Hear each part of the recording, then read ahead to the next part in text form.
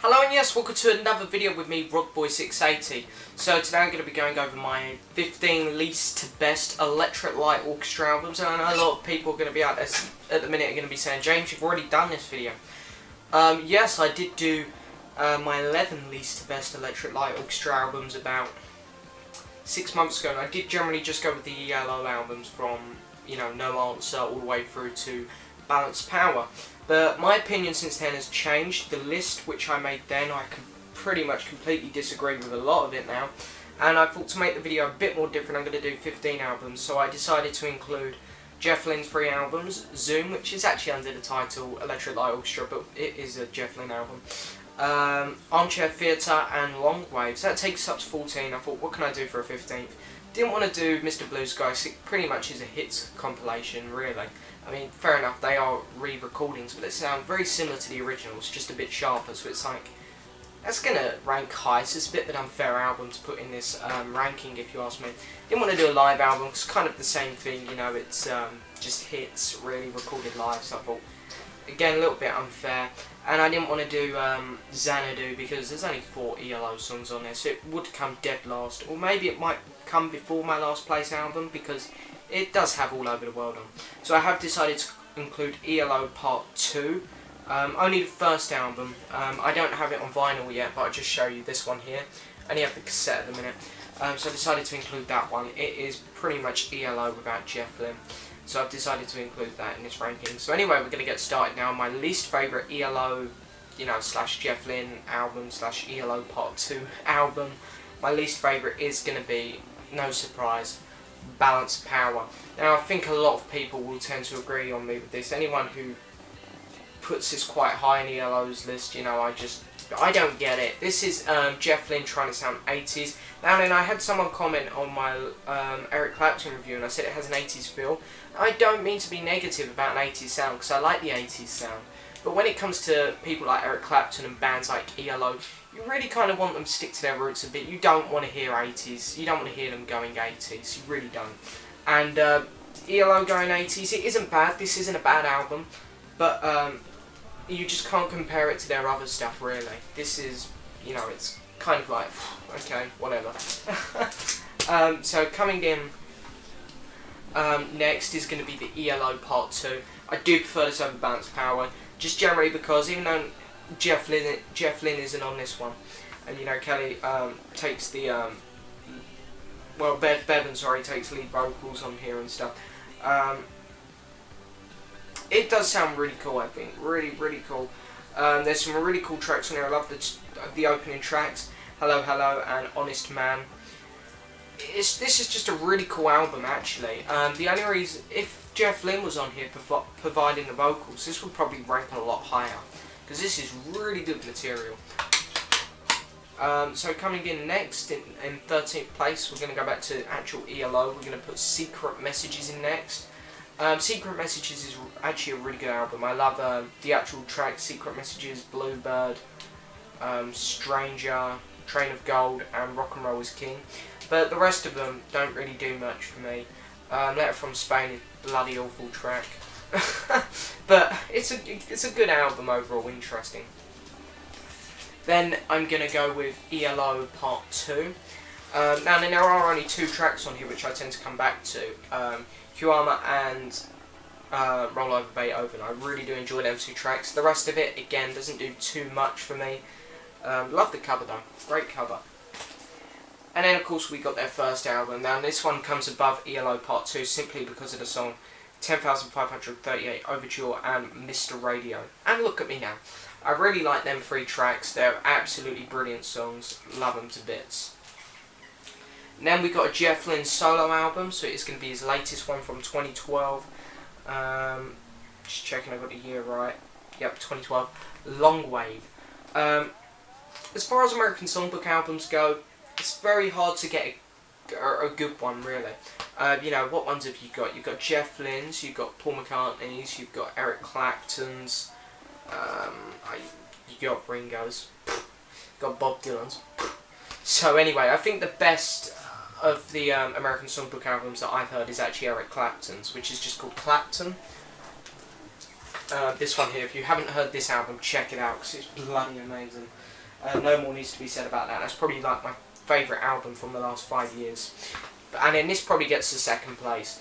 I really like Clapton's and Jeff Lynne's because as much as I love McCartney's, you know, because you know me, I'm a huge Beatles fan.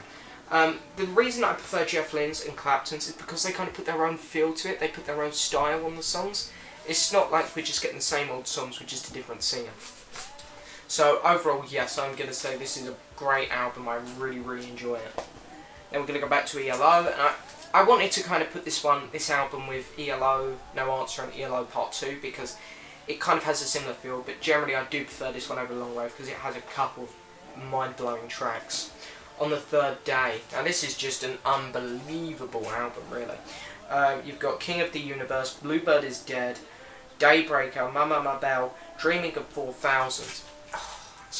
Mind-blowing album, really. This is just absolutely amazing. And then we've got Armchair Theatre, Jeff Lynne's first solo album. Didn't do hugely well. I mean, it had done pretty good, but not as well as like ELO albums had done. And this is great. It's where you got Every Little Thing, Lift Me Up, Nobody Home, Don't Say Goodbye, What Would It Take, Blown Away. And then on the bonus tracks, I really love Borderline. So this is a fantastic album. Great attempt by Jeff Lynne. And people who stop after ELO's, you know, career, people who aren't interested in Jeff Lynne's career, I'm sorry, I'm so sorry, but you've got to check this out. This is absolutely a fantastic album. One which, if you haven't heard it, you can't really class yourself an ELO fan. So I think stepping away from ELO and going into a bit of solo ELO, I think that's the way to go. That album there, fantastic. Next album up is going to be El Dorado. Now I was just playing this one this morning, which is kind of what encouraged me to make this video. I was listening to the Music on Vinyl reissue, and I love it. I love El Dorado Overturn. Can't Get It Out of My Head, Boy Blue, Poor Boy, Mr. Kingdom, El Dorado, and El Dorado Final. I think they're all fantastic. This is pretty much nearly a perfect album. I love it. I think it's great. And then I'm going to go in with Time. Now, Time and the next one, which I'm going to show you, can swap around. This is just how I'm feeling at the minute. So Time, of course, you have Twilight, Yours Truly, Ticket to the Moon, The Lights Go Down, Hear the News, Hold On Tight. You know, another great album. This is really... this is kind of like the beginning of the end for ELO, I think, because it's before they went 80s, but it's kind of in between that kind of classic ELO sound and 80s sound. And, you know, the 80s ELO stuff was never great, really. I mean, it was good, but it wasn't great. So this is kind of in the middle, them stepping away from their classic sound going to the 80s. So I do consider this to be the beginning of the end for ELO. But it is a fantastic album, I love it. And as I say, you can swap this one around with this next album I'm going to show, because they're pretty much equal. It was very hard to put one above the other, but for the sake of it, I did put this one before it. Zoom. So this is Jeff Lynne's second solo album, between Armchair Theatre and Long Way. But he did actually use the name Electric Light Orchestra on it.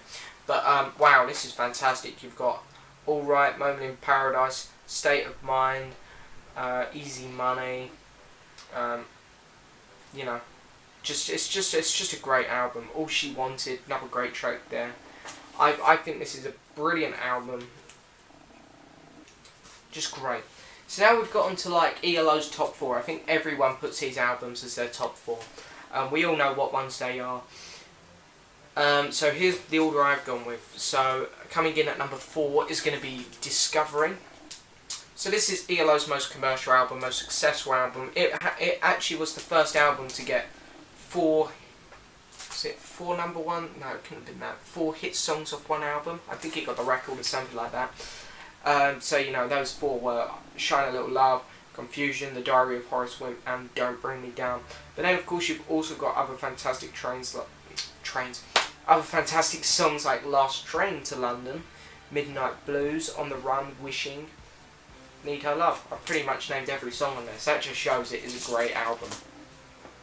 And then again, these next 2 albums, 3 and 2, the places I've given, you can swap them 2 around as well, because it's very hard to put one above the other.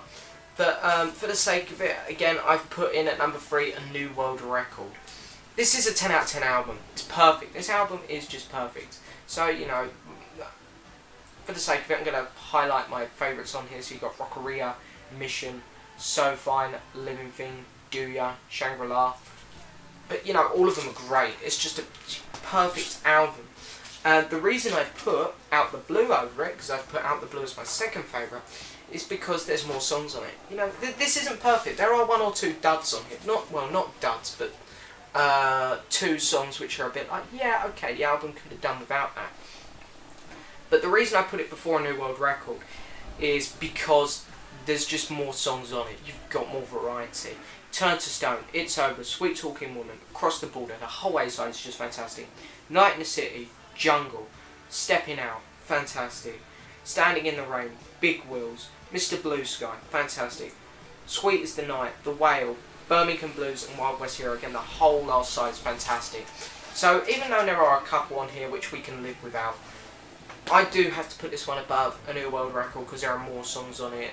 You know, say you got, how many tracks are on this one? You've got 1, 2, 3, 4, 5, 6, 7, 8, 9. So you got 9 good tracks on there. On here you got 1, 2, 3, 4, 5, 6, 7, 8, 9, 10, 11, 12, 13, 14. You've got 14 good tracks on here. So I would give A New World Record a 10 out of 10. I couldn't give Out the Blue a 10 out of 10, but generally because there is more songs on there, more better ones, it has to go.